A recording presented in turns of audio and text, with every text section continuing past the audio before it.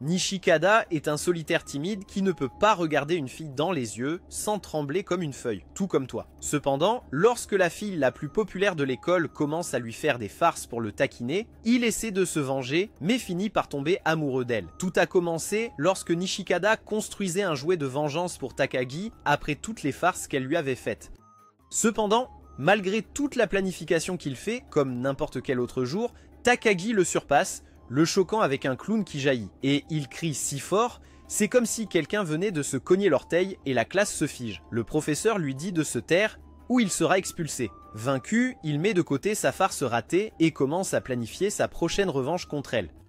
Puis Takagi lui fait une demande en lui demandant d'emprunter sa gomme. Il accepte, seulement pour qu'elle enchaîne avec une question sur cette vieille rumeur, selon laquelle écrire le nom de son béguin sur une gomme et l'utiliser entièrement transformerait votre amour en amour réciproque. Nishikada appelle cela des bêtises, mais la panique commence à monter lorsque Takagi commence à regarder à travers sa gomme. Takagi fait durer le suspense, prétendant inspecter la gomme encore plus en profondeur. Mais avant qu'elle ne trouve quoi que ce soit, Nishikada panique et la supplie de la lui rendre. Quand il finit par la récupérer et vérifier, il n'y a rien et elle l'a encore eu. Il crie de frustration. Et comme cette classe n'a aucune retenue, le professeur lui lance une crique à la tête pour son comportement. L'homme menace de le faire taire pour de bon s'il continue à perturber la paix. Humilié, Nishikada marmonne des excuses et dit à Takagi d'arrêter de rire. Elle répond que le taquiner est tout simplement trop amusant.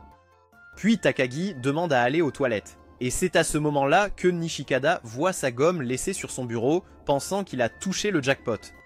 Avec de mauvaises intentions, il le ramasse prêt à écrire quelque chose de croustillant, mais il le voit, il y a déjà quelque chose d'écrit dessus. Son cerveau se fige, se demandant s'il doit le lire pour découvrir qui est son béguin. La curiosité l'emporte et il jette un coup d'œil pour révéler les premières lettres. L-O. Il est immédiatement déçu de voir que ce n'est pas son nom.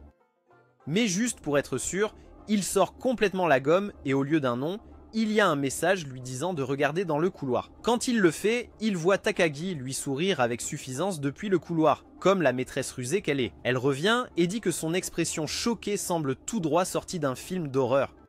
Il grogne de honte, marmonnant quelque chose à propos de la vengeance, et elle lui souhaite bonne chance.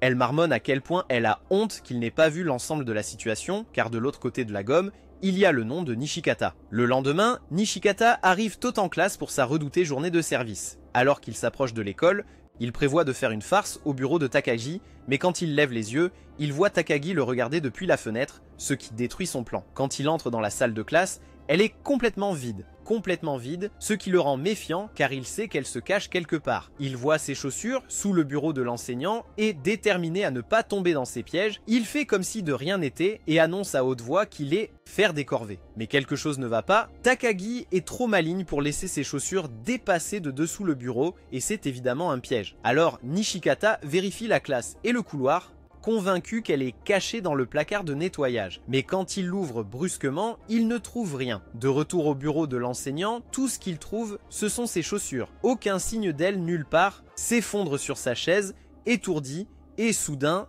le rideau derrière lui s'ouvre brusquement et elle saute dehors, terrifiant son âme. Takagi éclate de rire, révélant qu'elle était derrière le rideau tout le temps, regardant sa course folle. Embarrassé, Nishikata boude. Ils retournent tous les deux à leur place et Takagi commente qu'elle espère que personne d'autre n'arrivera encore pour qu'elle puisse profiter d'être seule avec lui. Ces paroles plongent Nishikata dans une spirale mentale et son esprit s'égare. Il trébuche en essayant de lui demander quelque chose, mais avant qu'il ne le fasse, leurs camarades de classe Mina, Yukari et Sanae entrent, brisant l'instant.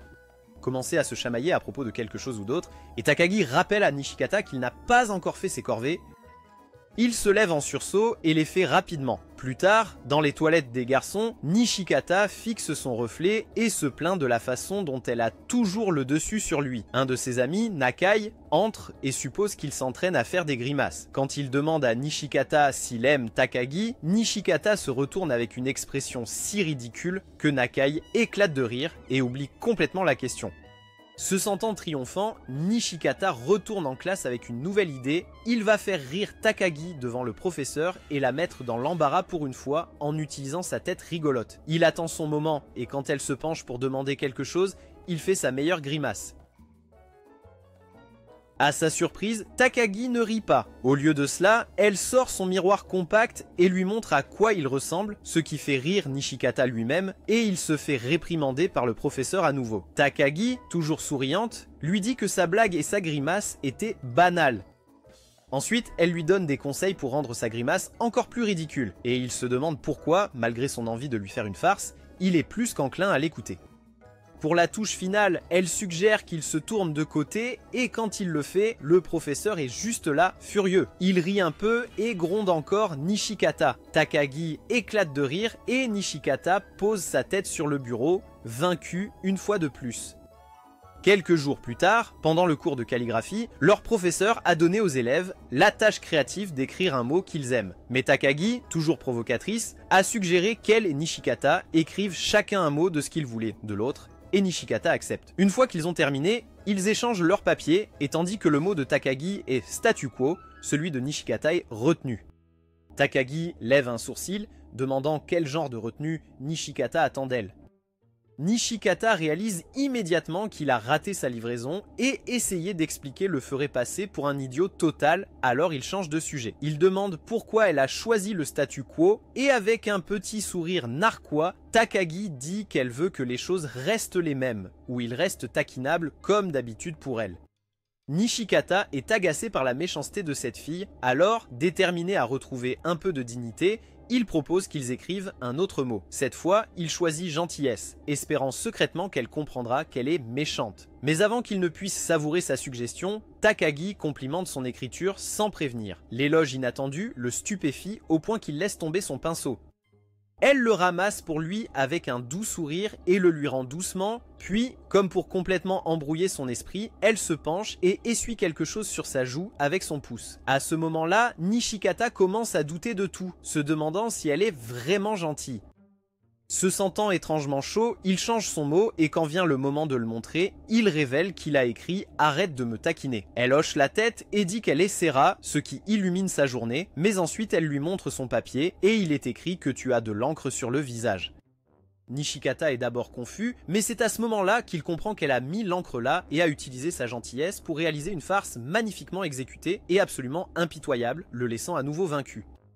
Une semaine plus tard, pendant le cours d'anglais alors qu'il ne fait pas attention, le professeur l'interpelle, ce qui laisse Nishikata comme un cerf pris dans les phares. Takagi lui chuchote 16, il le dit sans hésitation et reçoit immédiatement une craie sur le front. Le professeur le gronde, rappelant à cet idiot que c'est un cours d'anglais, pas de mathématiques. Takagi explique ensuite que 16 était le numéro de ligne qu'il était censé traduire. Mais Nishikata ne la croit pas une seconde. Elle lui demande s'il a quelque chose en tête et le taquine en disant qu'il pense à des pensées crémeuses et dégénérées à son sujet. Embarrassé, il lui assure qu'il ne pense à rien de tel. Cependant, elle l'accuse de comploter une revanche contre elle pour toutes les taquineries qu'elle a faites. Et bien qu'il nie ses accusations, au fond, c'est exactement son plan. Il décide de la distraire jusqu'à ce que le professeur l'appelle pour qu'elle finisse comme lui. Il commence à lui demander ce qu'elle a pris au petit déjeuner jusqu'à sa vidéo de Gooning préférée. Puis vient le moment où le professeur l'appelle pour répondre à une question et Nishikata sourit en pensant qu'elle est fichue. Mais à sa grande surprise, elle répond parfaitement sans hésitation. Dévasté, il commence à réfléchir à son prochain plan. Elle lui demande à nouveau s'il pense à elle et alors qu'il lui dit encore que ce n'était pas le cas, à sa grande surprise, elle lui dit qu'elle pense toujours à lui. Le lendemain, la classe a des cours de natation, mais Nishikata est coincé sur le côté avec une main blessée. Il boude à l'ombre quand Takagi apparaît à côté de lui et lui demande comment il s'est blessé. Il marmonne quelque chose de vague. Puis, à l'improviste, elle devine qu'il s'est blessé à la main en essayant de caresser un chat errant. Il est choqué et la regarde comme si elle était télépathe. Elle rit, lui disant que ce n'était qu'une supposition. Désespéré de changer de sujet, il demande pourquoi elle ne nage pas comme les autres. Puis, il se souvient d'un petit conseil de son ami, Takao, qui lui a dit que les filles ne nagent pas pendant leurs règles. Et comme Takagi se tient le ventre, il soupçonne que des saignements en soient la raison. Takagi le défie de deviner puisqu'elle a deviné sa raison si facilement. Mais Nishikata hésite car il n'est pas assez audacieux pour dire la vraie raison à voix haute. Elle sourit, disant qu'elle a gagné, et Nishikata déteste perdre, alors il prend son courage à deux mains pour le dire. Mais ensuite, une alerte s'allume dans son cerveau, l'avertissant qu'elle pourrait le piéger. Il essaie de penser à une autre raison, mais rien ne lui vient à l'esprit. Elle lui demande s'il cherche vraiment une réponse ou s'il est trop occupé à fixer les melons de leurs camarades de classe féminine comme un dégénéré cultivé. Allez mec, Nishikata jure qu'il ne fait pas ça, mais quand il la regarde à nouveau, une pensée dangereuse s'insinue. Il soupçonne que la raison pour laquelle elle ne nage pas pourrait être qu'elle est complexée par son manque de forme. Mais il sait que dire cela serait une sentence de mort, alors il lâche maladroitement sa première théorie, selon laquelle elle aurait ses règles. Elle lui dit que c'est faux et que c'est impoli de supposer ce genre de choses. Il essaie de s'excuser, mais elle rit déjà. Soudain, elle ouvre sa veste, révélant son maillot de bain. Elle ajoute qu'elle n'est pas non plus complexée par son manque de forme et demande au professeur de la laisser nager. Nishikata la regarde, incrédule, et réalise qu'elle avait toujours l'intention de nager, mais qu'elle est restée en arrière juste pour le taquiner afin de le voir se tortiller. Il la regarde rejoindre les autres dans la piscine, complètement vaincue. Quelques jours plus tard, Nishikata rentre de l'école à pied lorsque Takagi s'arrête à côté de lui sur son vélo et suggère nonchalamment qu'ils rentrent ensemble. Il accepte et ils descendent la route comme si de rien n'était. À mi-chemin, elle jette un coup d'œil au jus qu'il sirote et demande s'il est bon. Pensant être un gentleman, il lui propose d'y goûter. Elle prend la canette sans hésitation et juste avant de boire, Nishikata sourit et commande que c'est techniquement un baiser indirect. Il s'attend à ce qu'elle rougisse, panique, peut-être même qu'elle sursaute. Mais à sa surprise, Takagi boit sans ciller. Elle lui rend la canette et il fixe l'endroit où ses lèvres viennent de toucher, comme si c'était le point parfait. Elle lui demande s'il ne va pas boire et, bien que nerveux, il lui assure qu'il le fera. Juste avant que le liquide ne touche ses lèvres, Takagi lui dit que ce sera un baiser indirect et Nishikata pousse un cri, sursaute et laisse tomber la canette comme si c'était une grenade dégoupillée. Il la ramasse rapidement et la jette dans une poubelle voisine qui, à sa grande surprise, l'avale directement. Takagi le complimente pour le lancer et Nishikata teste à nouveau son habileté en lançant une autre canette. Et à sa surprise, il la fait entrer comme un pro, il n'en revient pas de son nouveau talent, mais quand Takagi essaie aussi, elle rate complètement. Nishikata l'utilise comme munition pour se moquer de son adresse, mais elle propose une revanche et le premier à marquer le prochain panier gagne. Arrogant et trop confiant, Nishikata accepte et augmente même les enjeux en disant que si elle gagne, il fera tout ce qu'elle veut. Takagi sourit, lui disant de ne pas revenir sur sa parole quand il perdra. Elle lance sa canette et quand elle tombe dedans, Nishikata est choqué car maintenant la pression est sur lui. Il ramasse une autre canette, se ressaisit et est prêt à égaliser. Mais juste au moment où il s'apprête à tirer, Takagi lâche une bombe en lui disant que s'il gagne, elle lui donnera son premier baiser. À ce moment-là, son âme quitte brièvement son corps et la canette vole complètement à côté, comme s'il était Shaq au lancer franc. Il s'effondre à genoux, tandis que Takagi célèbre sa victoire, riant comme le génie du mal qu'elle est. Alors qu'il continue de marcher, l'esprit de Nishikata s'emballe, se demandant quelle chose diabolique elle va lui faire faire. Mais soudain elle s'arrête et dit qu'elle ne veut vraiment rien de lui, ce qui aggrave la situation pour Nishikata qui a maintenant l'impression que Takagi aura toujours une longueur d'avance sur lui. Plus tard à la maison, Nishikata entend à la télévision David Goggins parler de comment il fait des pompes comme punition pour devenir un gagnant. Après avoir entendu cela, Nishikata décide de faire des pompes lui-même et quand cela devient difficile, il continue jusqu'à être endolori, convaincu qu'il deviendra Saitama en un rien de temps et vaincra Takagi une fois pour toutes. Il était temps. Le lendemain à l'école, il marche comme un vieil homme. Ses bras sont endoloris, mais il essaie de faire comme si de rien n'était. Takagi le remarque immédiatement et demande s'il va bien. Il ment, disant qu'il va bien. À ce moment-là, elle lui pique le bras et quand il sursaute, elle rit. Lorsqu'elle cesse enfin de rire, elle lui demande ce qui lui arrive et il admet qu'il a commencé à faire de l'exercice. Takagi lève un sourcil et se moque de lui, disant qu'il abandonnera dans 3 jours. Mais Nishikata jure de lui prouver le contraire et continue son entraînement après l'école. De retour chez lui, après que Takagi l'a taquiné 23 fois, il décide de faire 23 pompes. Quelques jours plus tard, alors qu'ils rentrent à nouveau chez eux, Takagi lui demande des nouvelles de ses entraînements et il lui dit qu'il ne s'arrête toujours pas. Elle exprime à quel point elle est impressionnée après avoir pensé qu'il abandonnerait. Mais ensuite, elle dit quelque chose qui ébranle son âme, que s'il s'entraîne trop, cela pourrait freiner sa croissance. Nishikata se fige, paniqué à l'idée que Takagi devienne plus grande que lui, et commence à le taquiner en le traitant de nain. Avant qu'il ne panique davantage, Elle sourit et lui dit de ne pas s'inquiéter, affirmant que ce n'est qu'une rumeur. Elle ajoute un compliment, disant qu'il a déjà l'air musclé grâce à tout son entraînement. Son visage devient immédiatement rouge et de la vapeur semble sortir de ses oreilles. Elle le taquine pour avoir rougi, mais lui dit encore une fois qu'elle ne mentait pas en disant qu'elle admirait ses muscles. Le lendemain après l'école, il commence à pleuvoir sans prévenir. Nishikada remarque que Takagi est toujours assise à son bureau et lui demande si elle ne rentre pas chez elle. Elle révèle qu'elle a oublié d'apporter son parapluie et Nishikada éclate de rire, la taquinant en la traitant d'étourdie. Cela ne provoque aucune réaction de Takagi, mais elle lui demande de partager son parapluie avec elle. Alors qu'ils rentrent ensemble sous le parapluie, le cerveau de Nishikada commence à surchauffer. Pour un observateur extérieur, ils ressemblent à un couple, et cette seule pensée fait battre son cœur plus vite. Désespéré de briser la tension, il aperçoit une grenouille sur une clôture voisine, la saisit et essaie de l'effrayer. Au lieu de paniquer, Takagi prend la grenouille, la berce et dit qu'elle est adorable. Nishikada se demande silencieusement quelle mouche a piqué cette fille pour ne pas avoir peur des grenouilles. Mais soudain, il sent quelque chose de visqueux sur son épaule. C'est la grenouille et il crie tandis qu'elle rit. En continuant de marcher, elle remarque que son épaule est mouillée parce qu'il incline le parapluie de son côté. Ne voulant pas qu'il attrape froid, elle se rapproche et se presse contre lui, ce qui fait battre son cœur fortement. Pour se changer les idées, il revient sur le sujet de son étourderie et à sa surprise, elle admet qu'elle est étourdie, ce qui fait que Nishikada se sent comme s'il avait gagné aujourd'hui. Cependant, Takagi saisit cette opportunité et utilise le fait d'être oublieuse comme excuse pour lui poser des questions, disant qu'elle a oublié ce qu'elles sont. Elle commence par demander ce que les gens font quand ils touchent les lèvres, jusqu'à demander ce que les mecs font quand ils touchent les pointes. À chaque question qu'elle pose, Nishikada rougit encore plus. Enfin, elle lui dit qu'étant oublieuse, elle ne sait pas quel est le mot pour décrire l'émotion passionnée de quelqu'un envers une autre personne. Et elle continue de le pousser à lui dire qu'il l'aime, ce qui le fait hésiter jusqu'à ce que la pluie s'arrête. Il s'excuse pour rentrer chez lui car elle n'a plus besoin du parapluie. Mais étant oublieuse, elle lui demande de la raccompagner chez elle, ce qu'il fait à contre-cœur. Quelques jours plus tard, Nishikada est convoqué au bureau du professeur pour ses dernières explosions qui ont perturbé la classe.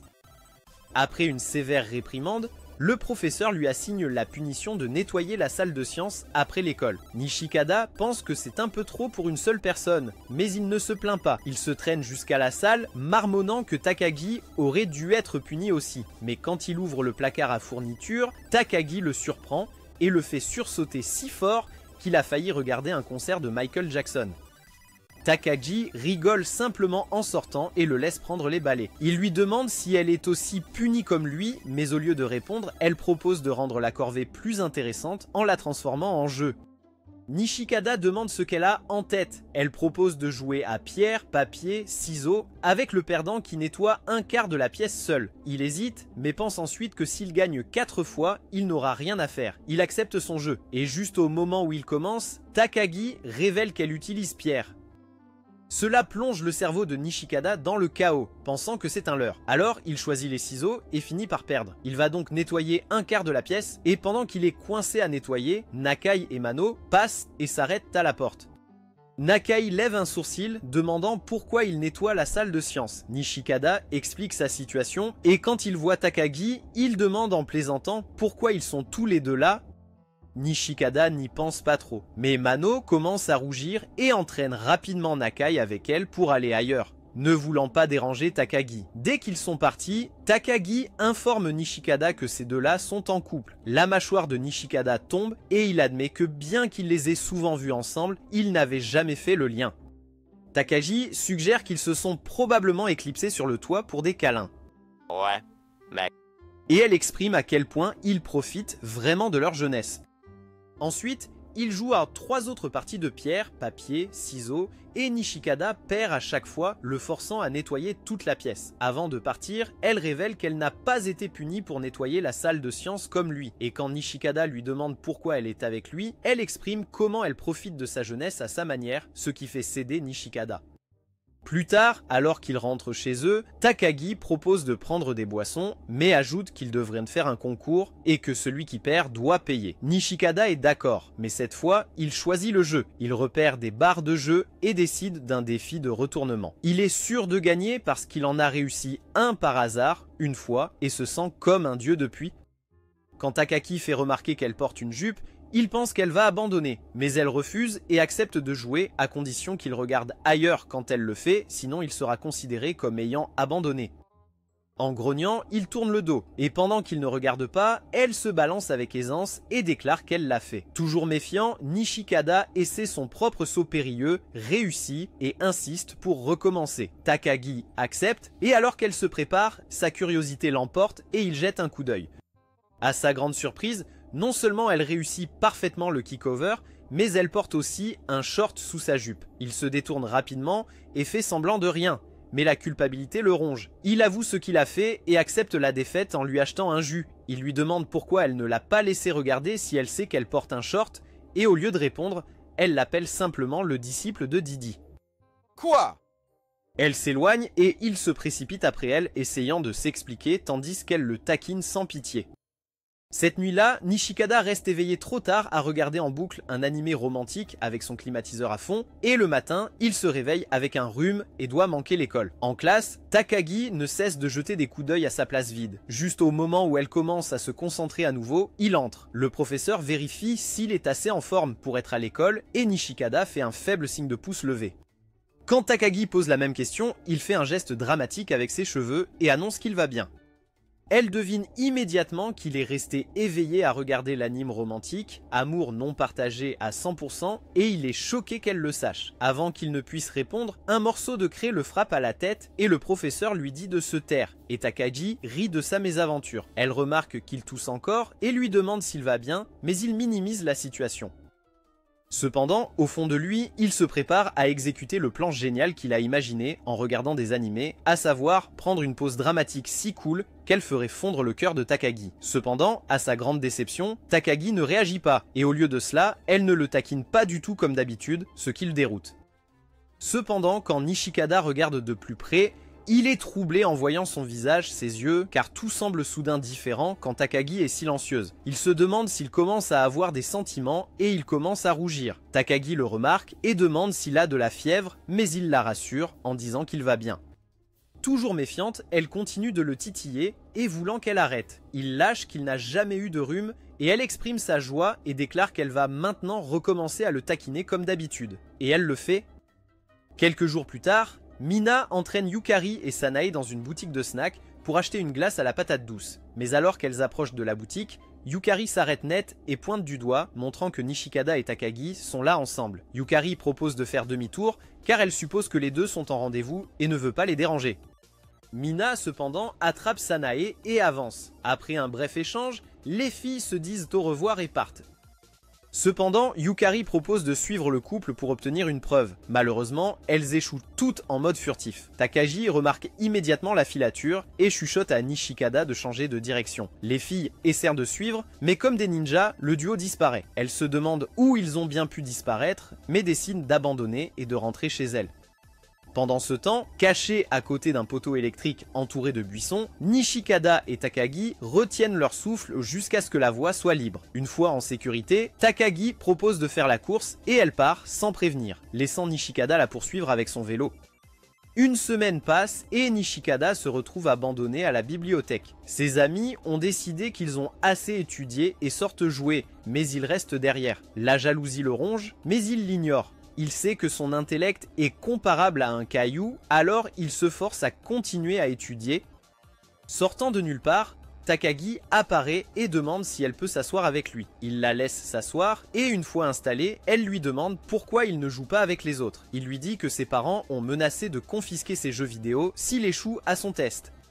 Au moment où les mots quittent sa bouche, il panique, car partager trop avec Takagi n'est jamais sûr et elle l'utilisera certainement contre lui. Il lui dit rapidement de ne pas le déranger pendant qu'il étudie. Elle sourit gentiment et accepte, mais ajoute que le taquiner est son passe-temps favori. Quelques minutes plus tard, il remarque que le livre qu'elle lit n'est même pas un manuel scolaire. Lorsqu'il lui pose la question, elle hausse les épaules et dit qu'elle a déjà fait ses 2 heures quotidiennes d'études, car c'est sa routine. Nishikada est impressionnée mais pas dupe, pensant qu'elle a quelque chose de prévu comme toujours. Quand elle le surprend en train de la regarder, elle demande pourquoi il la fixe. Réalisant qu'il vient de se faire passer pour un idiot amoureux, il essaie de se rattraper. Mais Takagi l'interrompt et pointe son cahier, disant qu'il a tort. Elle déplace sa chaise et commence à expliquer où il s'est trompé dans sa réponse. Nishikada écoute, reconnaissant pour l'aide mais toujours méfiant. Il finit par demander pourquoi elle est soudainement si gentille avec lui. Elle exprime sa crainte que ses notes puissent baisser à cause de ses taquineries constantes, alors elle veut se rattraper en lui donnant des cours. En entendant cela, Nishikada est heureux de voir Takagi changer ses habitudes. Ce soir-là, alors qu'ils rentrent ensemble, Nishikada la remercie pour les cours. Mais, à sa grande surprise, elle l'informe que tout ce qu'elle lui a appris ne sera pas dans le test et il la supplie rapidement de lui enseigner. Plus tard, lorsque les résultats sont distribués, le professeur félicite Takagi pour son test impeccable. Nishikada reçoit ses résultats ensuite et, à son grand désarroi, il obtient une note en dessous de la moyenne et blâme Takagi de ne pas lui avoir enseigné les bons sujets. Juste à ce moment-là, Takagi propose un petit jeu où il devine les scores de l'autre. Takagi commence et devine en dessous de 60, ce qui est proche. Nishikada se fige et essaie de faire bonne figure avec son visage impassible. Elle se décide pour 56 et il bondit sur ses pieds avec un sourire en coin, lui montrant fièrement le test. Un morceau de craie le frappe à la tête et le professeur le réprimande pour son étalage public d'idiotie. Embarrassé, il se laisse tomber sur son siège. Maintenant, c'est à son tour de deviner le score de Takagi. Elle lui donne un handicap, s'il est à 2 points près, il gagne. Il se souvient des éloges du professeur et suppose qu'elle a dû obtenir plus de 90. Il lance un nombre, 92. Les yeux de Takagi s'écarquillent légèrement, ce qui est suspect. En supposant qu'elle bluffe, il choisit 97. Elle lui montre son papier et il est écrit 92 en gros, encre rouge. Il s'effondre sur son siège comme un ballon dégonflé et elle se moque de lui pour ne pas l'avoir assez cru. Ce week-end-là, Nishikada visite la librairie pour acheter le dernier numéro de Unrequited Love. Il le fourre dans son sac comme si c'était de la contrebande et se précipite dehors, seulement pour tomber sur Takagi. Elle lui demande ce qu'il a acheté et il ment rapidement disant qu'il a acheté le nouveau comic de Johnny Sins, ne voulant pas qu'elle sache qu'il a acheté un comic romantique. Takagi lui lance un regard suspicieux et demande à le voir. Il panique, donnant des raisons pour lesquelles elle ne peut pas le voir, puis s'éloigne rapidement. Elle le rattrape et insiste pour qu'ils rentrent ensemble. En marchant, elle demande nonchalamment s'il a acheté Unrequited Love et il manque de faire tomber son sac de choc, lui demandant comment elle le sait. Elle lui dit qu'elle l'a vu l'acheter en étant dehors du magasin et il réalise qu'elle l'a manipulé tout le temps. Désespéré, il la supplie de garder secrète son obsession pour les mangas romantiques, ne voulant pas être moqué. Takagi promet d'emporter son secret dans la tombe, mais Nishikada se méfie de la facilité avec laquelle elle accepte. Pour gagner sa confiance, elle propose de lui révéler un de ses propres secrets, juste pour qu'il se sente en sécurité. Il accepte et elle se penche, lui chuchotant tendrement à l'oreille qu'elle l'aime bien. Nishikada se fige et son cerveau cesse de répondre. Elle éclate de rire, lui disant que c'était un mensonge qu'elle lui a raconté après qu'il lui ait menti sur l'achat d'une bande dessinée de Johnny Sins. La semaine suivante, à cause de la pluie, le duo se réfugie dans un sanctuaire. Nishikada remarque que la chemise de Takagi est trempée, rendant son sous-vêtement légèrement visible, et il détourne rapidement le regard, priant qu'elle ne l'ait pas vu regarder. Pour se distraire, il mentionne qu'il a hâte de regarder son anime préféré à la maison et Takagi le taquine sur son obsession pour Unrequited Love et il lui rappelle qu'elle a juré de ne le dire à personne. Elle hausse les épaules, disant qu'il n'y a personne. Elle sort ensuite son maillot de sport pour se changer en quelque chose de sec, mais se rend compte qu'il est aussi humide. Elle se tourne vers Nishikada et lui demande son maillot de sport à la place. Pendant qu'elle se change derrière lui, Nishikada utilise toute sa volonté pour résister à l'envie de la regarder. Oui, une fois qu'elle a fini de se changer, elle lui propose de parier que la pluie s'arrêtera avant que l'horloge de la ville n'indique 5 heures. Et si c'est le cas, il doit faire tout ce qu'elle veut. Il accepte le pari, pariant que cela ne s'arrêtera pas.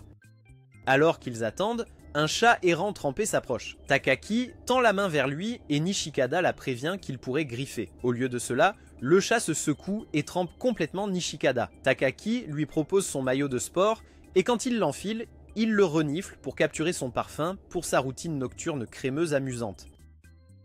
Ouais, mec. Juste à ce moment-là, la pluie s'arrête, et comme il est avant 5 heures, Takagi se tourne vers lui avec un sourire malicieux, lui disant de se préparer pour le pari. Et il lui dit de continuer à traîner avec elle, ce qui détruit tout son plan de regarder son animé à la maison. Quelques jours plus tard, le professeur annonce les vacances d'été et les élèves rugissent d'excitation. Ensuite, Nishikada rentre chez lui avec Takagi, bavardant avec enthousiasme de toutes les activités épiques qu'il prévoit pour les vacances d'été. Mais contrairement à lui, elle est un peu triste de ne pas pouvoir le voir pendant les vacances. Plus loin, Nakai pédale avec Mano perché derrière lui, l'image de l'amour jeune sur 2 roues. Takagi remarque le silence soudain et demande à Nishikada s'il veut essayer de faire du tandem avec elle. Nishikada refuse, ne voulant pas se faire renverser par une voiture ou un camion-kun qui les enverrait rencontrer un puissant slime. Takagi fait remarquer qu'ils ne sont pas près d'une route principale et suggère de passer par le terrain vague pour essayer quand même. Une fois sur place, elle rend l'affaire plus intéressante en disant que s'il n'y arrive pas, il lui doit une canette de jus. Nishikada essaie, mais faire avancer le vélo s'avère plus difficile que prévu car il a oublié d'entraîner ses jambes de poulet. Quand il commence à la blâmer pour avoir déséquilibré son équilibre, elle mentionne nonchalamment que la dernière fois qu'elle a fait du tandem avec un gars, ça s'est passé parfaitement contrairement à Nishikada et ses jambes faibles. Cela l'enflamme et maintenant il pédale comme si son honneur était en jeu, car il veut surpasser ce gars-là. Puis elle révèle que le gars était son père et instantanément Nishikada dévie et perd le contrôle. Comme il a perdu le pari, il lui achète une canette de jus, mais quand il essaie d'en prendre une pour lui, il découvre qu'il est fauché et n'a pas d'argent dans son portefeuille. Takagi le remarque et demande s'il ne s'en prend pas une pour lui, et il ment, ne voulant pas admettre qu'il est fauché. Elle essaie de lui tendre sa canette pour une gorgée, mais il refuse, ne voulant pas profiter d'elle ou avoir un baiser indirect. Cependant, elle lui achète quand même une nouvelle canette de jus, et avec la sueur coulant sur son visage, il l'accepte. Après avoir terminé, Takagi propose qu'ils se retrouvent au terrain tous les jours pendant les vacances d'été jusqu'à midi pour s'entraîner à faire du tandem. Nishikada accepte, voulant apprendre à faire du tandem. Et Takagi exprime son impatience pour les vacances d'été, sachant qu'elle les passera avec lui. Le lendemain, il commence à pleuvoir. Mais à midi, le ciel est dégagé. Et fidèle à leur promesse, Nishikada se rend au terrain. Quand Takagi arrive, Nishikada est charmé par sa beauté. Cependant, comme l'endroit est inondé, Takagi propose d'aller ailleurs pour passer du temps. Et Nishikada ne peut s'empêcher de voir cela comme un rendez-vous. Il accepte et elle le conduit à un vieux tunnel abandonné. Rien que de le regarder suffit à effrayer Nishikada. Takagi propose un test de courage et dit que les gens qui traversent le tunnel s'écraseraient au hasard contre les murs. Et elle soupçonne qu'un esprit maléfique y habite. Nishikada est secoué par ces mots, mais fait bonne figure et s'engage dans le tunnel, ce qui le surprend par son obscurité malgré qu'il soit midi. Elle montre un talisman collé au mur, lui disant que c'est la preuve que des fantômes y vivent. Soudain, une goutte d'eau résonne et Nishikada sursaute tandis qu'elle rit.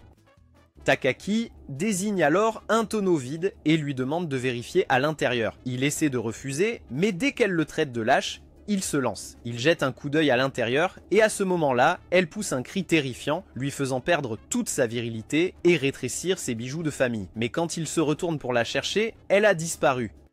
Maintenant complètement paniqué, il commence à l'appeler sans réponse. La peur monte, se demandant si l'esprit de Didi l'a atteinte.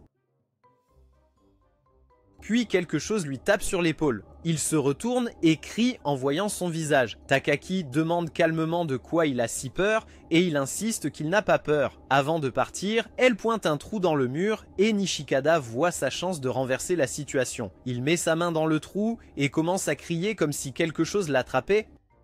Mais Takagi ne mord pas à l'hameçon et quand il la regarde à nouveau, elle tient un éclat de métal pour refléter la faible lumière, appelant son nom d'une voix effrayante. Il crie à nouveau et ils sortent en ayant assez. Mais en sortant, des gamins stupides les accusent de sortir ensemble dans le tunnel. Takagi taquine Nishikada à propos de leur rendez-vous, et il ne peut s'empêcher de s'embrouiller. Quelques jours plus tard, Nishikada passe une journée horrible et fait maintenant ses courses quand il aperçoit Takagi marchant toute seule. Il la suit discrètement, pensant que c'est peut-être l'occasion parfaite de découvrir un de ses sombres secrets. Elle tourne un coin et pendant un moment, il est sûr qu'elle l'a remarqué. Mais ensuite, Il voit son chapeau dépasser d'un mur et croit qu'elle se prépare à le surprendre. Il s'approche discrètement d'elle, mais c'est un piège. Et quand il attrape le chapeau, il découvre qu'il est posé sur le mur comme un leurre. Soudain, Takagi surgit des buissons et lui fait peur. Elle rit et demande où il va. Quand il lui dit qu'il achète des courses, elle propose qu'ils y aillent ensemble. Soudain, un insecte passe devant son visage. Elle pousse un cri et trébuche, manquant de tomber. Nishikada essaie de la rattraper, mais tombe par terre et s'écorche le genou à la place. Elle insiste pour qu'ils aillent au parc pour nettoyer. En le rinçant, il exprime à quel point il a passé une mauvaise journée et que maintenant c'est pire avec sa blessure, ce qui en fait les pires vacances d'été de sa vie. Elle lui offre son mouchoir, qui a son nom pour l'attacher autour, et il l'accepte. Ensuite, elle joue dans l'eau pour sentir à quel point elle est fraîche, et le remercie d'avoir essayé de la rattraper plus tôt, même s'il est tombé. Puis, elle lui dit de la rejoindre dans l'eau, et exprime qu'elle a passé un super été. Lorsqu'il lui demande pourquoi, elle lui dit que c'est parce qu'elle peut le passer avec lui, ce qui le fait rougir. Ce week-end-là, Nishikada passe au centre commercial pour acheter le dernier numéro de Unrequited Love. Lorsqu'il sort du magasin, le destin le frappe en plein visage sous la forme de Takagi, qui est aussi là. Avant qu'elle ne puisse lui demander ce qu'il a acheté, il prend rapidement le contrôle de la conversation en lui demandant pourquoi elle est au centre commercial. Elle dit avec désinvolture qu'elle est là pour acheter un maillot de bain. Cette phrase seule court-circuite le cerveau de Nishikada et il la fixe comme si quelqu'un venait de mettre son processeur interne en pause. Ensuite, elle lui demande quel type de maillot de bain il aime. Déconcerté, il lui dit qu'il aime n'importe quel maillot de bain. Lorsqu'il essaie de s'éloigner d'elle, elle l'arrête et lui demande simplement de lui prêter le nouveau numéro de Unrequited Love qu'il vient d'acheter. Il commence à paniquer, se demandant comment elle sait. Nishikada nie tout, disant qu'il n'a pas acheté ça, et Takagi insiste, demandant ce qu'il a acheté. Pensant rapidement, il lâche qu'il a acheté un manga sur des zombies robots, pensant qu'elle ne serait pas intéressée. Cependant, elle refuse de le croire et insiste sur le fait qu'il a acheté le comic Unrequited Love et qu'il essaie de le cacher. Encore une fois, Nishikada panique, mais après toutes ces expériences, il tend son propre piège. Il la défie en disant que si elle devine correctement, il fera tout ce qu'elle lui demande, pensant que cela la rendrait nerveuse. Mais à sa grande horreur, elle devine calmement qu'il a acheté le nouveau numéro de Unrequited Love. Il sort le manga de son sac, vaincu, pour le lui montrer, et elle se réjouit comme si elle avait gagné à la loterie, tandis que Nishikada reste là à remettre en question ses choix de vie. Embarrassé au-delà de toute mesure, il se tourne pour partir. Mais Takagi lui rappelle leur accord et qu'il doit faire ce qu'elle lui demande. Et elle lui ordonne de l'aider à choisir un maillot de bain, ce qui fait paniquer Nishikada. Au magasin, il est raide comme un piquet, incapable de jeter un coup d'œil à la section des maillots de bain sans vouloir crier. Elle lui montre un maillot de bain 2 pièces et lui demande son avis. Voulant que cela se termine rapidement, il lui dit simplement qu'il est joli. Mais à son grand désarroi, elle va l'essayer. Lorsqu'elle sort en portant le maillot de bain, elle demande si elle est jolie. Nishikada rougit et lui dit simplement qu'il n'a pas d'opinion. Elle rit et retourne essayer un autre. Lorsqu'il grogne en signe de protestation, elle déclare qu'elle continuera et essaiera différents maillots de bain jusqu'à ce qu'il dise qu'elle est jolie. Quelques instants plus tard, elle passe la tête et lui demande de lui passer un autre maillot de bain. Alors qu'il en attrape un, il ne peut s'empêcher de se demander si elle porte quelque chose à ce moment-là. Cependant, cette pensée disparaît rapidement lorsque le rideau glisse et qu'elle est entièrement habillée. Mais il est toujours agacé qu'elle l'ait laissé penser ainsi, sachant qu'elle l'a fait exprès. Il prie pour qu'aucun de ses amis ne le voie ici avec Takagi. Mais sa peur se réalise lorsque Nakai et Mano apparaissent de l'autre côté du magasin. Peu après, Takagi passe la tête hors de la cabine d'essayage pour demander quelque chose à Nishikada, seulement pour trouver Mano et Nakai debout là, et Nishikada disparaît. Mano fait signe avec enthousiasme, tandis que Nakai détourne le regard, visiblement troublé. Takagi aperçoit les tongs de Nishikada sous le rideau de la cabine d'essayage voisine et réalise qu'il est là. Quand Mano s'en rend compte aussi, elle attrape le bras de Nakai et l'entraîne, ne voulant pas déranger Takagi. Une fois la voie libre, Takagi ouvre le rideau de Nishikada, lui disant qu'il peut sortir. Lorsqu'il sort, elle lui dit d'arrêter d'être embarrassée et lui demande de choisir quel maillot de bain lui va le mieux. Voulant que cela se termine rapidement, Nishikada hoche simplement la tête à tout ce qu'elle lui montre, donnant son approbation. Voyant cela, Takagi décide d'en profiter pleinement et lui demande d'aller nager avec elle. Sans réfléchir, Nishikada accepte puis réalise à quoi il vient de consentir. Mais c'est trop tard et Takaki déclare que ce sera un rendez-vous. Quelques jours plus tard, après leur séance de tandem, Takaki propose de faire les devoirs à la bibliothèque. Nishikada est sur le point de refuser jusqu'à ce qu'elle propose de le laisser copier sur elle. Cependant, ils ne savent pas où le faire et Takaki suggère nonchalamment d'aller chez lui. Une fois là-bas, Takaki examine la pièce et trouve ses bandes dessinées romantiques. Gêné, il lui dit de ne pas regarder et s'approche trop de son visage. Elle le taquine sur le fait qu'il aime ça et pendant qu'il réfléchit à la situation dans laquelle il se trouve, Takaki fait référence à la bande dessinée. Puis, elle suggère qu'il s'assoie sur la même chaise pour étudier à son bureau et il est troublé par cette idée. Mais ensuite, elle déclare que le lit sera leur table d'études. Le cerveau de Nishikada commence à dérailler, mais il se ressaisit lorsque Takaki précise qu'ils utiliseront le lit comme un bureau. Avant de commencer, il vérifie leurs promesses et elle lui assure qu'il peut copier ses devoirs. Mais à son grand agacement, elle lui dit qu'elle n'a apporté que son manuel de kanji. Il la traite de méchante déguisée et elle rit. Ils commencent à étudier et à un moment donné, ils attrapent tous les deux la gomme en même temps et leurs mains se touchent. Immédiatement, Nishikada se remémore une scène de Unrequited Love qui s'intensifie très rapidement à partir d'un simple contact. Son esprit s'emballe, mais Takaki retire sa main avec désinvolture et s'excuse d'avoir tendu la main.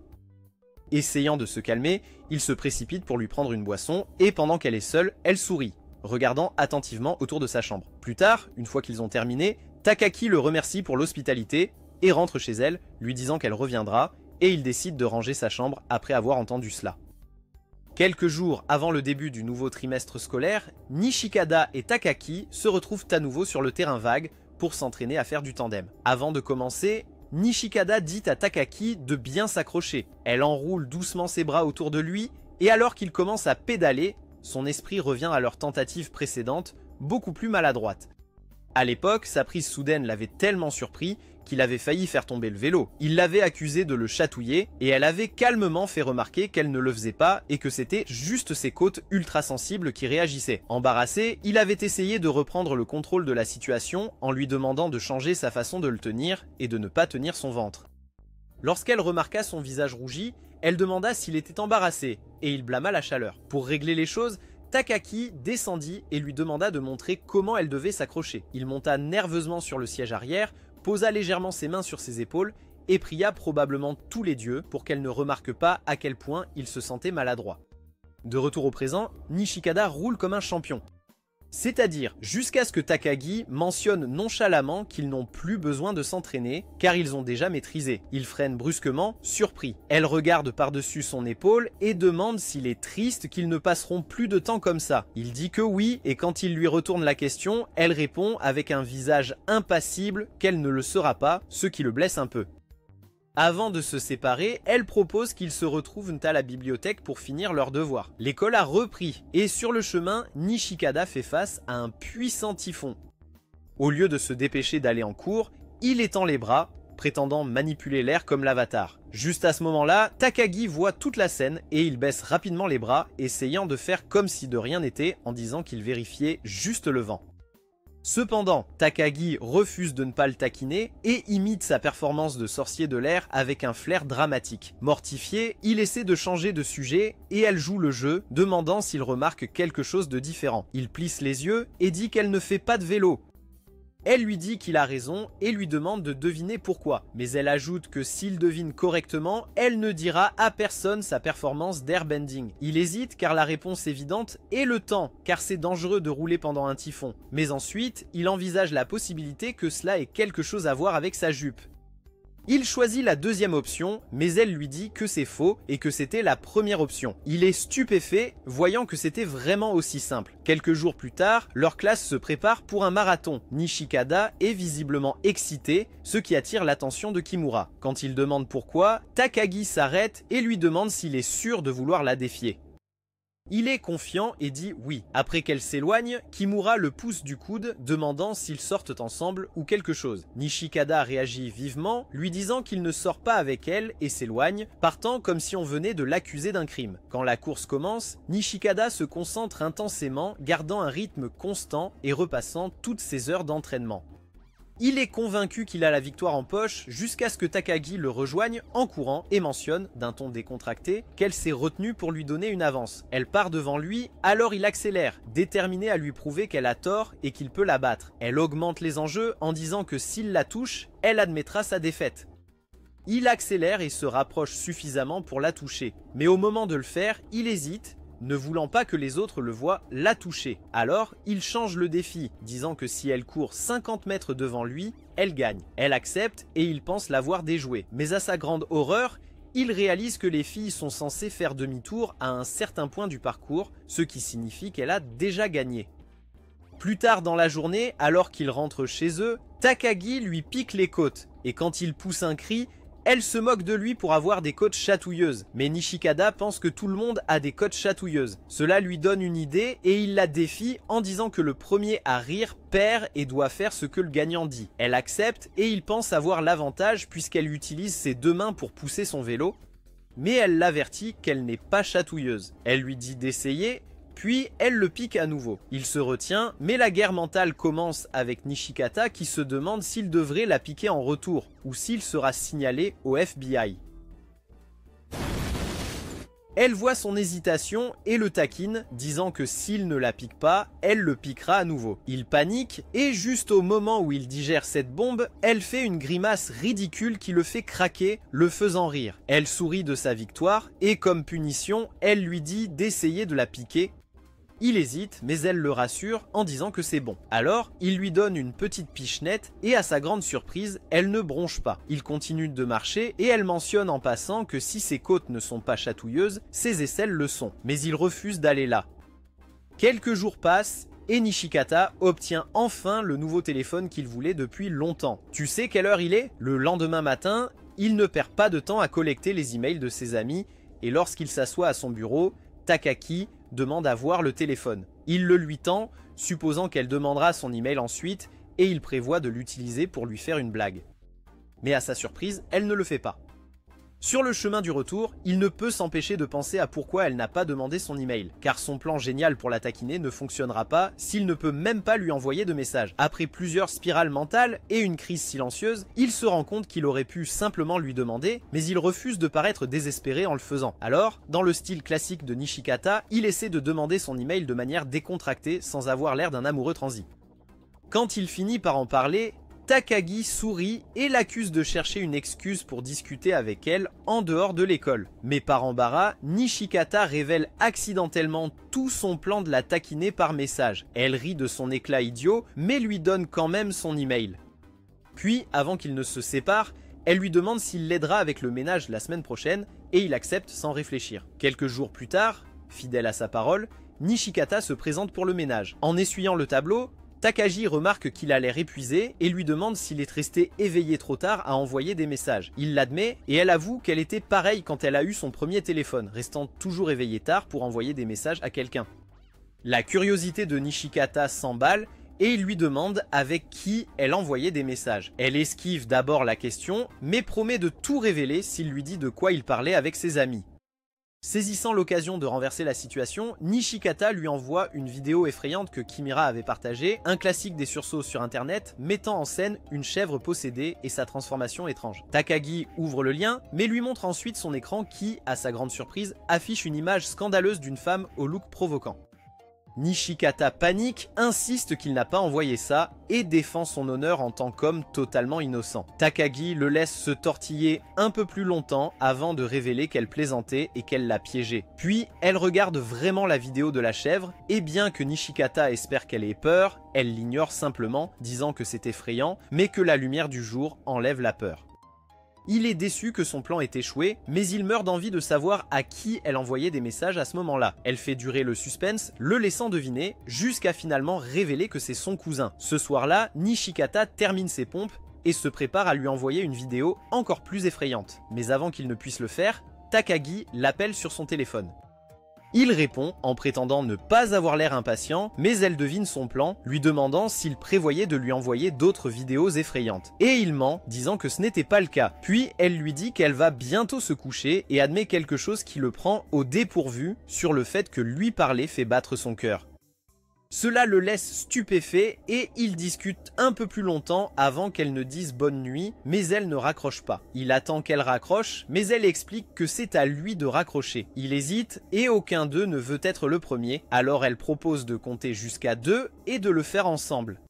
Mais même alors, personne ne raccroche. Takagi finit par le taquiner, affirmant qu'il adore entendre sa voix. Une fois qu'il est complètement embarrassé, elle rit et termine l'appel. Le lendemain, alors qu'ils rentrent chez eux, Nishikada aperçoit 2 chats qui se battent. Il se précipite pour capturer le moment avec son téléphone, mais le temps qu'il lève son téléphone, les chats disparaissent et tout ce qu'il obtient est une photo floue d'un mur.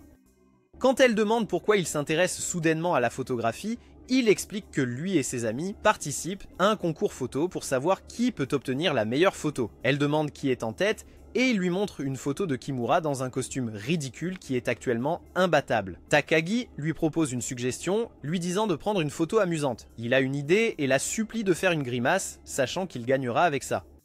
Au début, elle refuse, mais ensuite elle accepte à condition qu'il suive tout ce qu'elle demande. Nishikada devient nerveux à sa demande et il continue de marcher. Mais sans prévenir, elle s'arrête, se tourne et fait la grimace la plus bizarre imaginable. Nishikada éclate de rire et elle lui dit qu'il a complètement raté sa chance de prendre la photo. Quand il supplie pour recommencer, elle refuse. Il essaie de la faire culpabiliser, mais au lieu de céder, elle lui lance un serpent en jouet de nulle part et il pousse un cri de peur. Takagi rit tellement fort et annonce fièrement qu'elle a pris des photos de son expression effrayée. Il exige qu'elle les supprime, mais elle refuse. Il soupire et décide de prendre une photo d'elle aussi, mais à la dernière seconde, elle prend une pose parfaite, ce qui donne une superbe photo. Désespéré, il propose un échange. Supprimer ses photos et il supprimera les siennes. Mais elle refuse et dit qu'il peut garder la photo. Alors qu'elle s'éloigne vers chez elle, elle se retourne et lui dit de ne la montrer à personne car c'est embarrassant. Nishikada regarde la photo une fois de plus et pense à la supprimer, mais au fond de lui, quelque chose lui dit qu'il veut la garder. Alors il décide de la garder au cas où. Quelques semaines passent et Nishikada, perdu dans ses pensées, marche droit dans un poteau. Sans hésiter, il s'excuse auprès du poteau, pensant que c'est une personne. Juste à ce moment-là, Takagi arrive à ses côtés et il prie silencieusement pour qu'elle n'ait pas vu la collision. Mais à en juger par son expression indéchiffrable, il soupçonne qu'elle pourrait garder cela pour le taquiner plus tard. Ils se dirigent ensemble vers l'école côte à côte et Takagi lui demande nonchalamment s'il veut faire du tandem ensemble. Nishikada refuse immédiatement, ne voulant pas que les gens se fassent de fausses idées. En marchant, elle mentionne que son uniforme lui va mieux que lorsqu'il l'a porté pour la première fois et qu'il pend moins lâchement. Nishikada jette un coup d'œil à ses manches, réalise qu'elle a raison et commence à se vanter de ses muscles et de sa poussée de croissance. Il se moque d'elle de ne pas avoir grandi, contrairement à lui. Takagi lui lance un regard perçant, lui demandant s'il la harcèle. Quand il regarde ses planches plates, il panique, précisant qu'il parlait de sa taille, pas d'autre chose. Mais elle lui dit que s'il veut vraiment savoir si elle a grandi, il devrait vérifier. Au lieu de continuer vers l'école, ils font un détour par le sanctuaire pour comparer leur taille sans que personne ne les voie. Chaussures enlevées, dos à dos, ils essaient de mesurer leur différence de taille. Nishikada est momentanément distrait par la douceur qu'il ressent derrière lui, mais revient à la réalité quand elle dit qu'ils ont la même taille. Il proteste, refusant de croire qu'elle a la même taille. Elle lui dit de vérifier lui-même, alors il le fait et à son grand désarroi, c'est vrai. Mais il l'accuse toujours de se tenir sur la pointe des pieds. Takagi se retourne et se tient près de lui, lui disant de mesurer à nouveau. Il vacille avec sa proximité, mais parvient à prendre une mesure correcte et confirme enfin qu'il est quelques centimètres plus grand. Takagi admet qu'elle trichait un peu plus tôt et il l'accuse d'être une menteuse. Cependant, elle lui dit que ça ne la dérange pas d'être plus petite tant qu'elle n'est pas une idiote qui se cogne contre des poteaux. Et Nishikada réalise qu'elle l'a vu plus tôt. Il essaie de se défendre, mais elle continue de marcher, le laissant pour aller à l'école. Ensuite, à l'école, Takagi continue de taquiner Nishikada en le touchant et quand elle lui propose de la toucher en retour, il refuse, ne voulant pas être vu comme un pervers. Alors qu'il continue de s'amuser, 3 paires d'yeux les suivent depuis derrière un mur. Mina, Sanae et Yukari les observent. Plus tard dans la salle de bain, Yukari n'arrête pas d'en parler et elles sont curieuses de savoir quelle pourrait être leur véritable relation. Juste à ce moment-là, il tombe sur Takagi dans le couloir et Sanae, aussi directe que jamais, demande si elle sort avec Nishikada. De retour en classe, Nishikada a un air suffisant, pensant à son plan pour la taquiner sur le chemin du retour. Takagi le remarque et lui demande à ce sujet, mais il l'ignore, espérant qu'elle ne devine pas. Comme si elle lisait dans ses pensées, elle demande nonchalamment s'il veut marcher avec elle plus tard. Il accepte rapidement, mais réalisant qu'elle pourrait deviner ses plans, il dit calmement qu'il adorerait. Et elle lui dit qu'il peut prendre cette décision plus tard.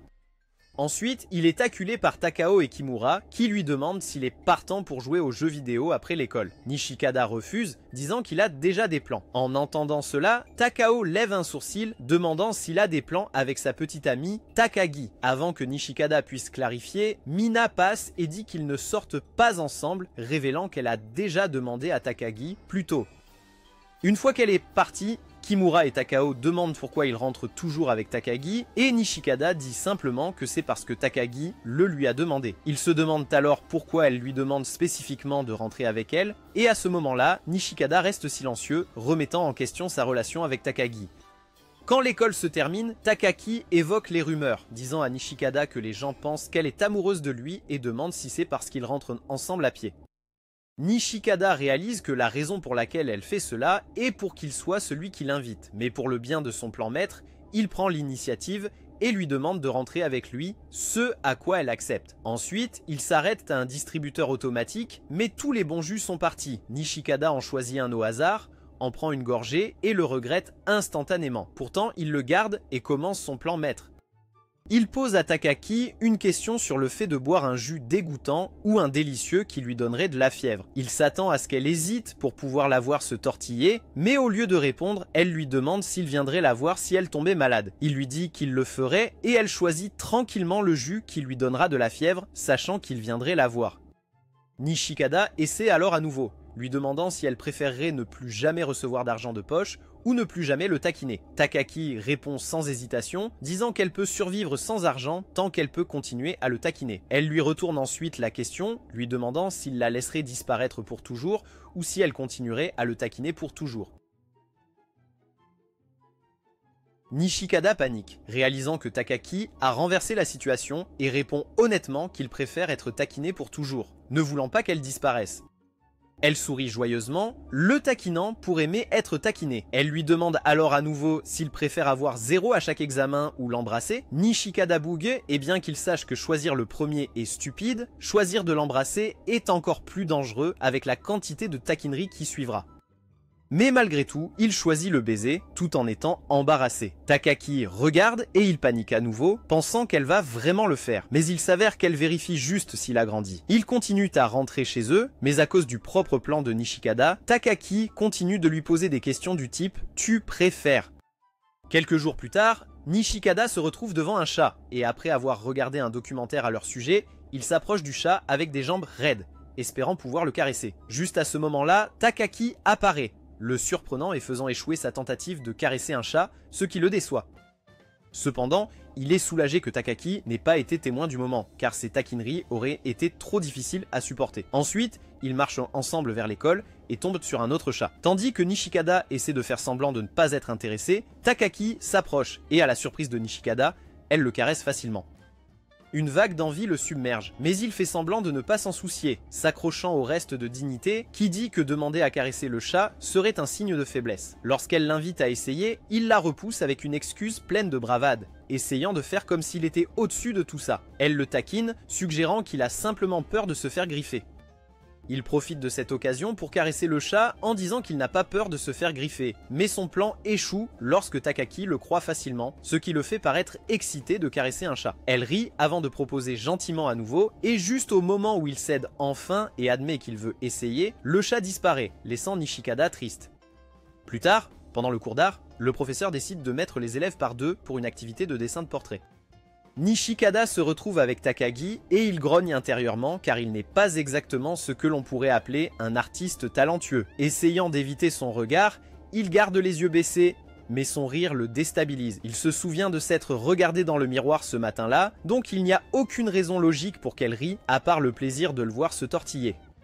Insécure et agacé, il se résigne au fait que son visage est une source de cauchemar et décide de se venger de manière comique. Il dessine Takaki de la manière la plus exagérée et peu flatteuse possible. Il entend ensuite Mina mentionner que son dessin reflète comment elle imagine Yukari, alors il garde cette phrase en réserve, prêt à défendre son travail avec si nécessaire.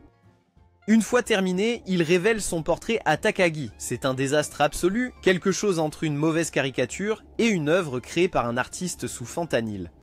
Mais au lieu d'être offensée, elle en joue, faisant une grimace ridicule et l'invitant à mieux regarder s'il veut la capturer correctement. Il mord à l'hameçon et étudie son visage plus sérieusement. Mais cela ne fait que l'attirer dans des ennuis plus profonds, car plus il la regarde, plus il remarque ses traits doux, son expression calme, et soudain, son cœur commence à battre plus fort. Le moment est brisé lorsqu'elle lui montre son portrait de lui. Il est stupéfait par l'attention portée aux détails, encore plus lorsqu'elle inclut son rougissement caractéristique. Il proteste, mais au fond de lui, il est profondément impressionné. Le lendemain, Takagi et un groupe de camarades de classe se rassemblent autour d'une fille lisant des cartes de tarot. Nishikada passe à côté, essayant de ne pas se laisser entraîner dans quelque chose de bizarre, mais Takagi l'intercepte et l'entraîne dans un jeu de pierre, papier, ciseaux. Il se méfie de ses intentions, mais quand elle promet de prendre en charge son devoir de nettoyage s'il gagne, il accepte. Et contre toute attente, les dieux lui étant défavorables, Nishikada gagne. La victoire semble monumentale, comme battre le boss final d'un jeu qu'il ne pensait jamais terminer. Fidèle à sa parole, elle l'aide à nettoyer, et pendant qu'il travaille, elle parle de voyance. Elle affirme que sa lecture de la fortune a dit qu'elle s'en sortirait bien avec son béguin actuel, ce qui le prend complètement au dépourvu. Soudain, elle lui demande s'il a un béguin et il commence à paniquer face à sa question, se demandant si Takagi l'aime. Lorsqu'il réalise à quel point il est nerveux, il se rend compte qu'il a peut-être un béguin pour elle. Ensuite, elle révèle que la raison pour laquelle elle a posé la question est qu'elle a fait une lecture en direct pour lui aussi et le résultat correspondait au sien. Il est déçu de l'entendre, mais se demande pourquoi il en est déçu. Essayant de changer de sujet, il demande ce qu'elle a d'autre demandé à la voyante. Elle mentionne avec désinvolture qu'elle a prédit son choix dans pierre, papier, ciseaux. Il fait remarquer avec suffisance que la prédiction devait être fausse, puisqu'il a gagné. Mais elle lui dit que sa prédiction s'est réalisée avec sa défaite, ce qu'il ne comprend pas. Le lendemain matin, Nishikada entre en classe rayonnant comme s'il venait de gagner à la loterie. Il est léger sur ses pieds, souriant d'une oreille à l'autre. Takagi devine immédiatement la raison de sa bonne humeur et révèle qu'il sait comment son horoscope a prédit une journée chanceuse. Il est surpris qu'elle connaisse son horoscope et elle lui rappelle qu'elle lui a déjà souhaité un joyeux anniversaire. Mais il refuse de se laisser décourager. Il est convaincu que c'est le jour où il va enfin renverser la situation et la vaincre. Mais à la fin de la journée scolaire, il a été taquiné à mort. Takaki accumule 50 victoires sans transpirer et Nishikata s'accroche au dernier fil d'espoir. Elle lui dit de ne pas abandonner tout de suite car la journée n'est pas finie et l'invite à rentrer avec elle. Il accepte, déterminé à renverser la situation avant la fin de la journée. Alors qu'ils partent, quelques camarades de classe l'invitent à sortir et à jouer. Il les refuse sans hésiter. Alors qu'il marche, Takaki demande pourquoi il a refusé et il lâche la vérité qu'il voulait rentrer avec elle à la place. L'honnêteté la laisse sans voix et quand il remarque qu'elle s'est arrêtée de marcher, la panique s'installe. Il suppose qu'il est allé trop loin et a franchi une limite tacite. Il s'efforce de se rattraper, balbutiant des explications et des excuses, mais elle le regarde simplement avec une expression neutre, ce qui ne fait qu'empirer les choses. Embarrassé, il la supplie de faire comme si elle n'avait rien entendu, et elle accepte, mais seulement s'il le répète. Il commence à paniquer, et sans un mot de plus, il s'enfuit. Takaki reste en arrière un moment, presque plié par son charme, puis elle monte sur son vélo et rentre chez elle, un sourire gêné ne quittant jamais son visage. Le lendemain en classe, Takaki ne pouvait s'empêcher de jeter des coups d'œil à Nishikata, ces mots résonnant encore à ses oreilles. Puis, pendant la pause, Mina s'approche de ses amis avec une enveloppe mystérieuse à la main et la passe à Sanae. Sanae l'inspecte, se demandant si c'est une lettre d'amour. Mina précise que ce n'est pas le cas et qu'elle l'a écrite elle-même. Ses amis se demandent pourquoi écrire des lettres alors qu'elle pourrait simplement parler face à face, mais Mina insiste sur le fait que les lettres reviennent à la mode. Pendant qu'elle défend le retour du stylo et du papier, Nishikata et ses amis observent le groupe de loin. Takao, qui ne garde jamais ses pensées pour lui, se plaint de l'absurdité d'écrire des lettres. En parlant à haute voix, il juge cela une corvée inutile et va jusqu'à qualifier les lettres d'amour de perte d'effort. Sanae entend cela et décide que son opinion mérite une correction rapide par une rééducation physique. Plus tard, de retour en classe, Nishikata trouve Takaki en train d'écrire des lettres. Et quand il ouvre son manuel, il trouve une lettre glissée à l'intérieur. La vue le surprend et Takaki remarque immédiatement sa réaction. Lorsqu'elle l'interroge, il nie rapidement qu'il y ait un problème, bien que son esprit soit envahi de possibilités. L'idée d'un admirateur secret flotte dans sa tête, mais connaissant Takaki, il soupçonne aussi un mauvais coup. Ses soupçons sont confirmés lorsqu'elle admet ouvertement avoir placé la lettre dans son livre et lui dit qu'elle attend une réponse après l'école. Il hésite avant de la lire, pensant que c'est une lettre d'amour pour découvrir seulement une simple question de savoir s'il veut rentrer à la maison avec elle. L'anticlimax frappe fort et il se demande pourquoi elle n'a pas pu simplement demander directement. Takaki explique qu'elle voulait essayer elle-même la nouvelle tendance des lettres. Et plus important encore, voulait voir sa réaction. Complètement déconcerté, Nishikata oublie qu'ils sont encore en classe et crie de surprise, recevant un morceau de craie bien visé lancé par le professeur. Nishikata se souvient comment, il y a des années, il était en retard à l'école après s'être arrêté à la salle des professeurs pour rendre un mouchoir qu'il avait trouvé par terre. L'enseignant n'était pas compréhensif et lui a donné un avertissement, refusant d'écouter son explication. Lorsqu'il s'est finalement assis, Takaki a essayé de lui parler, mais il était trop agacé pour écouter et a silencieusement blâmé le propriétaire du mouchoir pour sa situation. Plus tard, pendant la cérémonie d'entrée, les élèves ont été appelés au gymnase, mais quand ils sont retournés en classe, Takaki manquait momentanément. En réapparaissant, elle l'a défié à un jeu de devinettes sur la raison de son retard. Lorsqu'elle a deviné correctement à propos du mouchoir, il a réagi bruyamment, attirant à nouveau la colère du professeur. « Oh, papa est rentré !» Elle sortit alors le mouchoir et le remercia, révélant qu'elle en avait été la propriétaire depuis le début, ce qui fut la première fois qu'elle le taquina. De retour au présent, Nishikata continue ses exercices, mais lorsqu'il essaie de faire le poirier, il rate son coup et tombe maladroitement, se cognant le genou. En retroussant son pantalon pour vérifier les dégâts, il se souvient de la blessure de ce jour-là. Soudain sentimental, il se précipite vers son tiroir et en sort le même mouchoir. Le lendemain matin à l'école, il essaie de le rendre à Takagi. Mais avant qu'il ne puisse le faire, elle mentionne qu'il va y avoir un nouveau plan de classe. Il lui demande si elle est excitée et elle avoue qu'elle est triste et avait espéré qu'ils resteraient assis l'un à côté de l'autre jusqu'à la fin de l'année. Puis, le tirage au sort des places commence et, à la grande consternation de Nishikata, il se retrouve loin d'elle. À sa nouvelle place, il se retrouve à côté de Mano qui a l'air complètement abattue. Elle soupire en le voyant et il soupçonne immédiatement que ce n'est pas à cause de son apparence. Elle confirme sa théorie en disant qu'elle espérait s'asseoir à côté de Nakai, ce qu'elle n'a pas pu faire. Pendant ce temps, Kimura annonce à toute la classe qu'il veut échanger sa place avec quiconque est prêt à prendre le premier rang, car il veut manger ses déjeuners en cachette comme d'habitude. Le professeur le réprimande, disant que seuls ceux ayant une raison légitime peuvent changer et ajoute qu'il veut lui parler plus tard de son problème de grignotage. Inspiré par le commentaire précédent de Takagi, Nishikata décide de saisir l'opportunité et ment en disant qu'il a une mauvaise vue pour échanger avec Kimura. Malheureusement, quelqu'un d'autre l'a déjà devancé, le laissant coincé et déçu aux côtés de Mano. Mais ensuite, il entend la voix de Takagi l'appeler et quand il lève les yeux, elle est assise à côté de lui. Elle explique que Mano a échangé avec elle pour être à côté de Nakai et Nakai a échangé avec Kimura à cause de son prétendu problème de vue. Elle demande à Nishikata s'il a essayé de changer de place parce qu'il voulait s'asseoir avec elle, ce qu'il nie maladroitement. Elle remarque son visage rouge, mais n'a pas le temps de le taquiner car le professeur leur dit d'ouvrir leur livre.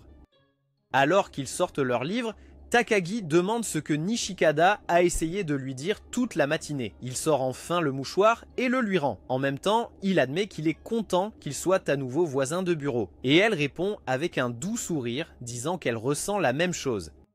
Cette nuit-là, allongée dans son lit, Takagi ouvre le mouchoir et un petit mot plié en tombe. Elle le déplie et lit un simple merci de Nishikata. Un sourire s'étend sur son visage, elle se retourne sur le ventre et cache son visage dans l'oreiller, agitant ses pieds en l'air alors que sa célébration silencieuse de ce beau moment semble parfaitement appropriée.